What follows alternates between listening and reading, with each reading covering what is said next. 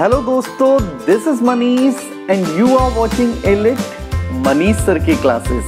दोस्तों, अपनी previous classes में हमने जॉन मिल्टन पर आधारित 50 मोस्ट इंपोर्टेंट एमसीक्यूज को डिस्कस किया था और आज हम 51 से लेकर 75 तक के एमसीक्यूज की बात करेंगे दोस्तों। So without further delay let's begin our today's class on John Milton. Here comes our question number 51. Where there is leisure for fiction, there is little grief, was Samuel Johnson's criticism of a famous poem. Which poem was it? Options are Milton's Paradise Lost, Milton's On His Blindness, Milton's Comus, or Milton's Lycidas. The correct answer is Milton's Lycidas. Milton द्वारा लिखी गई elegy लेसिडस के बारे में ये comment English language के पहले lexicographer doctor Samuel Johnson ने किया है दोस्तों। यही वो व्यक्ति थे जिन्होंने 1755 में इंग्लिश लैंग्वेज की पहली डिक्शनरी को कंपाइल किया था दोस्तों। ये लाइन डॉक्टर सैमुअल जॉनसन की लिखी book lives of the poets 1779 to 1781 से ली गई हैं दोस्तों। यहाँ पर वह मिल्टन की बुराई करते हुए कहते हैं, पोयम लिखना तो वो तरीका बिल्कुल भी नहीं है जिससे किसी दोस्त की मृत्यु पर विलाप किया जाए। कलम और स्याही में डूबने की बजाय उस व्यक्ति को वास्तव में बुरा लगना चाहिए जिसके दोस्त की मृत्यु हुई है। And it brings me to our next question now.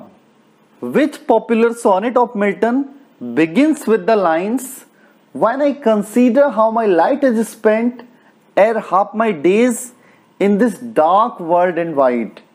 The options given are Milton's Paradise Lost, Milton's On His Blindness, Milton's Comus, or Milton's Lycidas.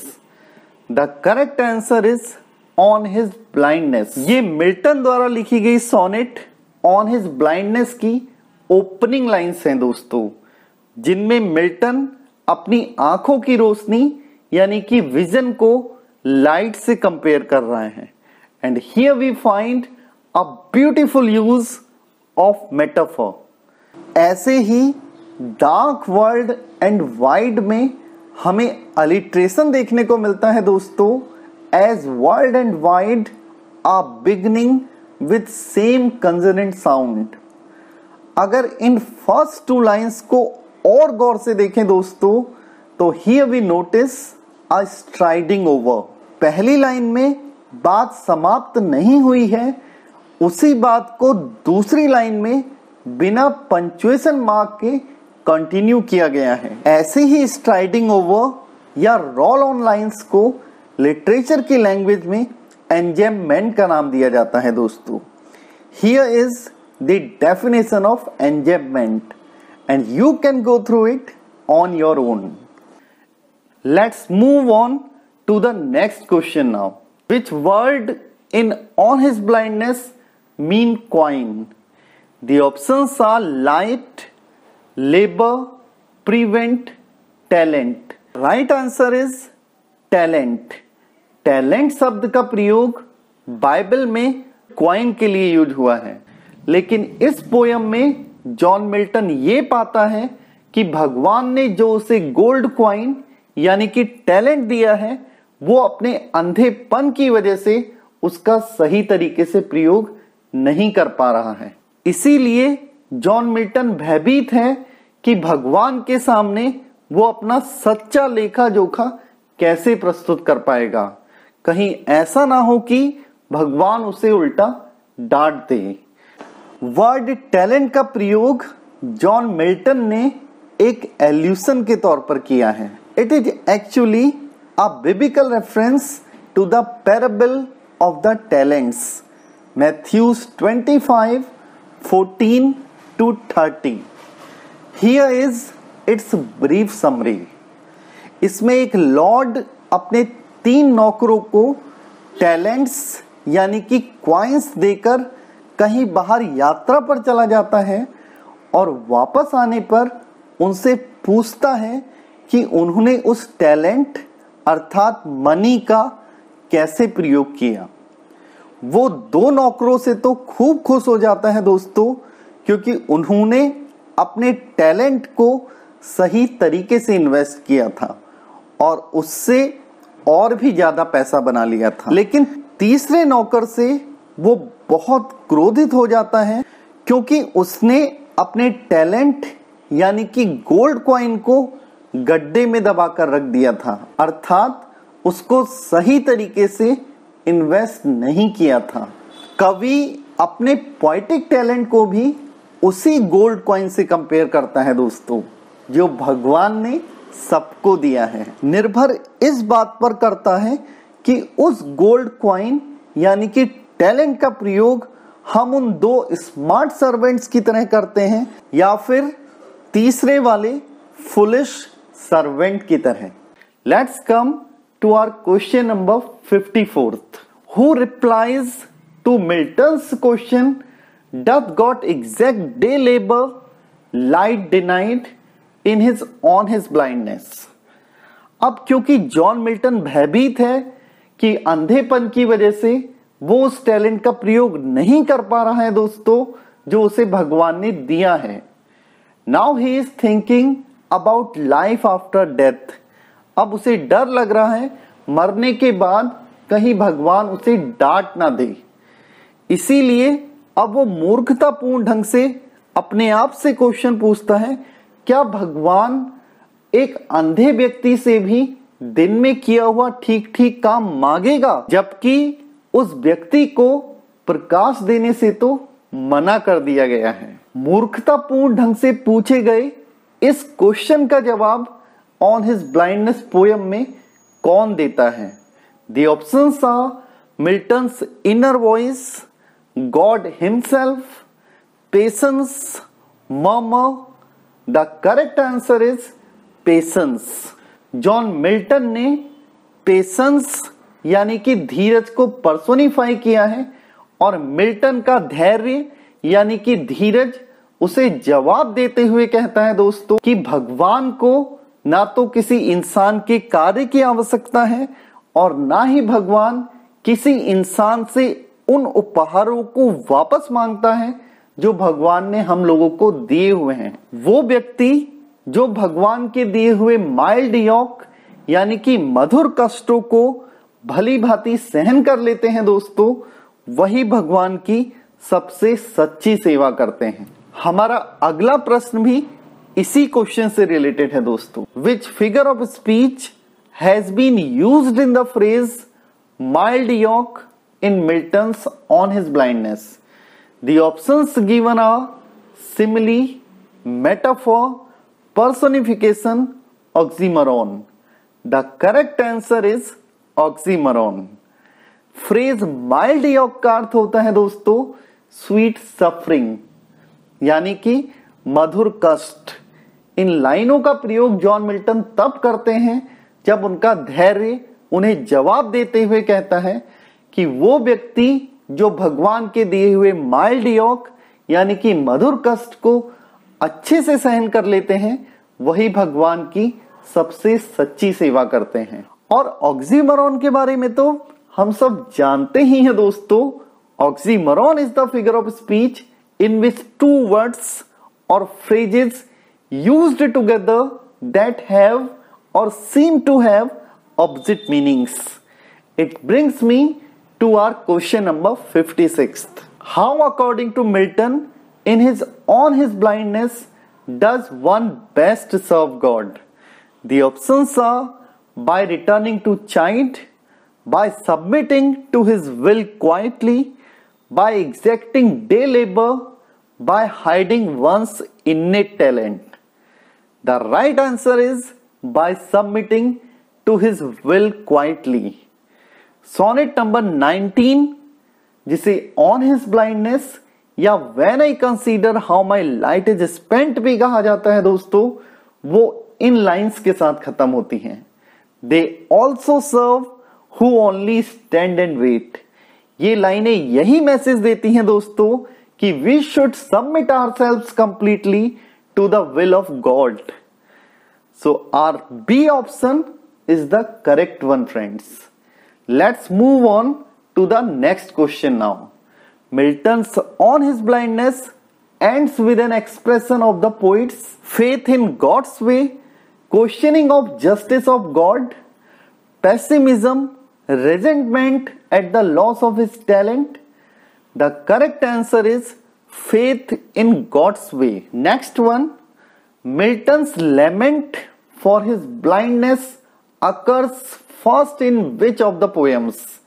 The options are Paradise Lost, The Nativity Ode, Comus Areopagitica. The correct answer is The Nativity Ode. Milton's first major work, the Ode on the Morning of Christ's Nativity, was begun on Christmas Day 1629. It was first published in 1645 and attracted little attention. यही वो poem है दोस्तों जिसमें सबसे पहले Milton अपनी blindness पर लेमेंट यानी कि विलाप करता है. Let's move on to the next one now.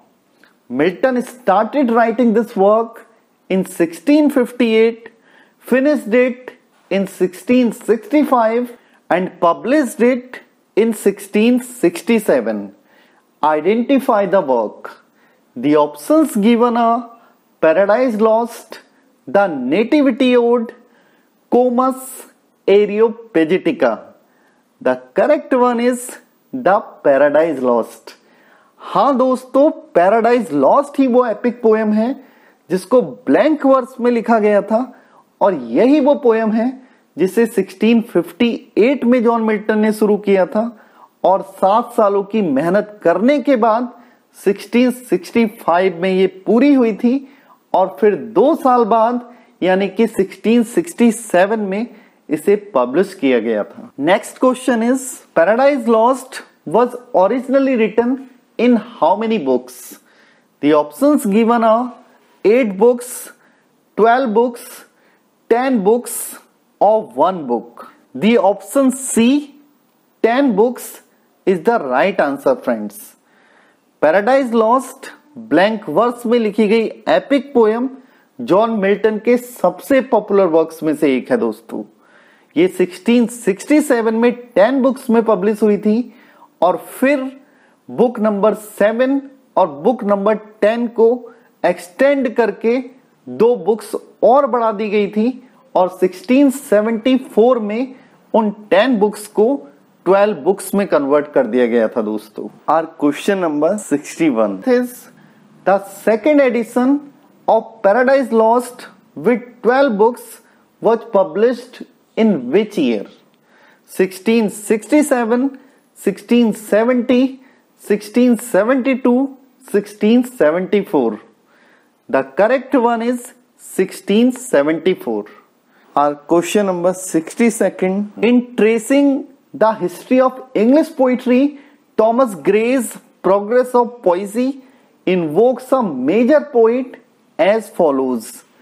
Nor second he that rode sublime upon the seraph wings of ecstasy, the secrets of the abyss to spy.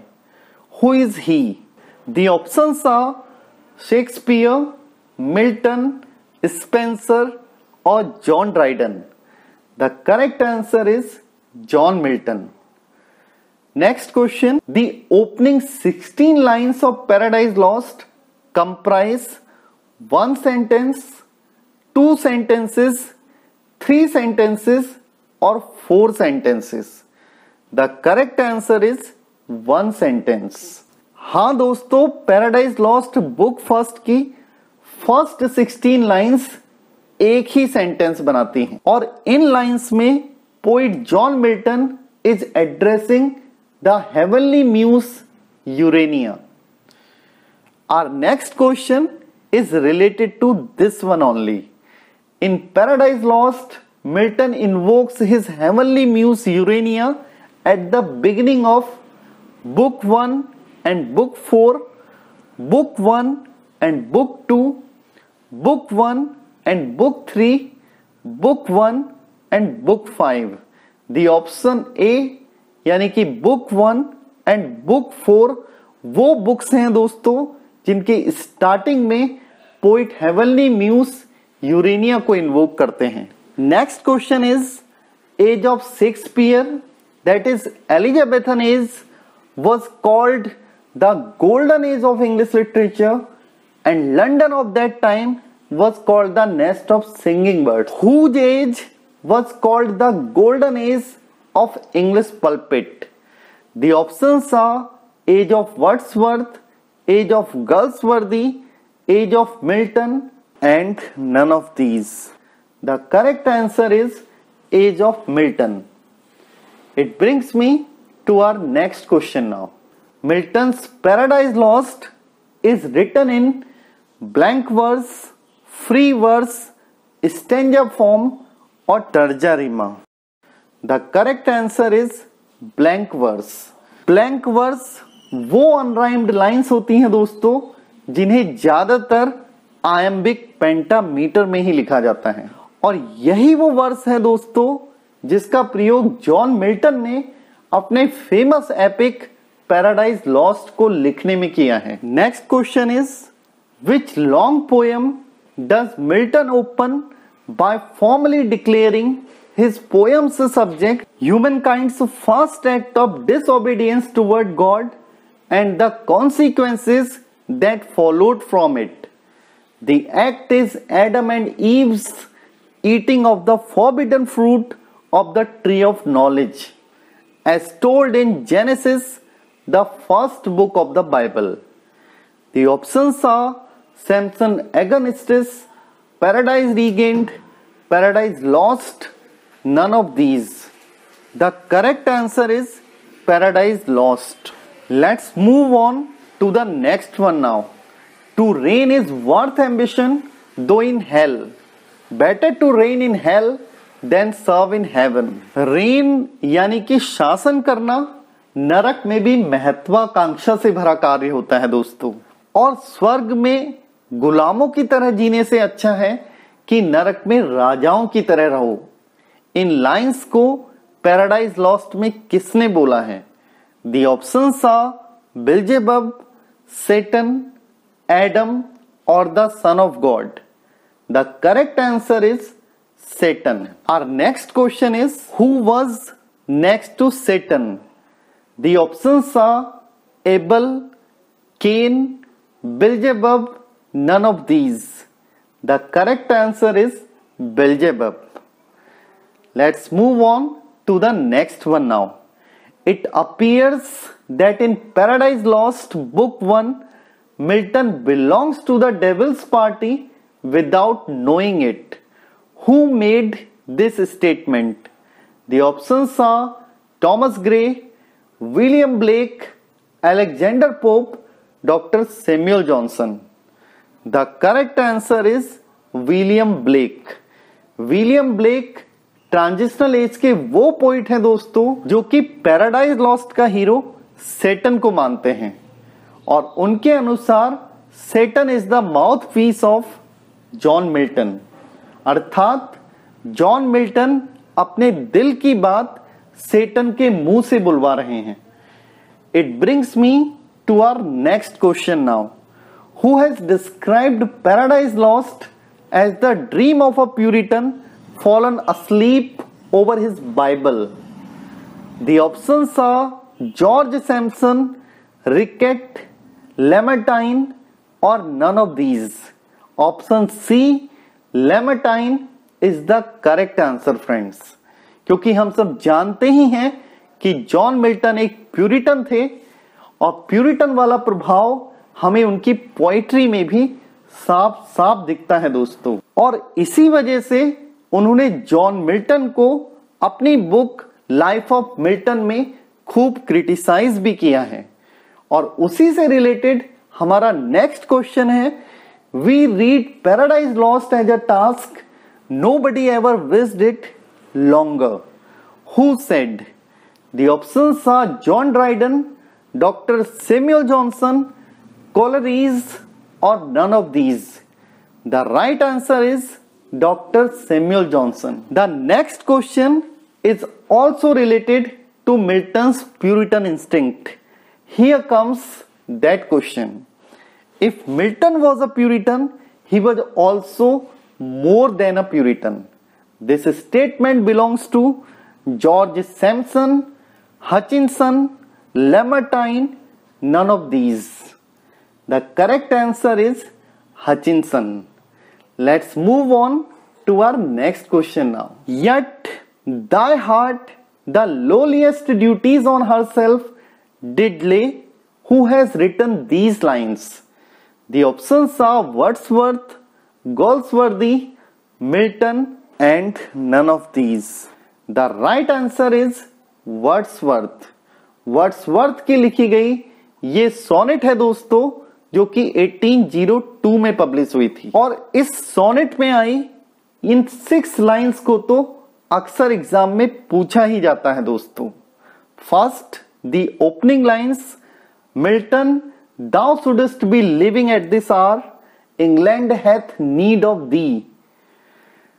And then the middle one, thy soul was like a star and dwelt apart, thou hadst a voice whose sound was like the sea. And the ending lines of the sonnet are also very important, friends, and these are, in cheerful godliness, and yet thy heart the lowliest duties on herself did lay. And it brings me to our next question now. Milton was a passionate man who lived in passionate times. Who said these words? The options are John Bailey, Pattison, Long, or none of these. The correct answer is John Bailey. With this I end today's class, friends.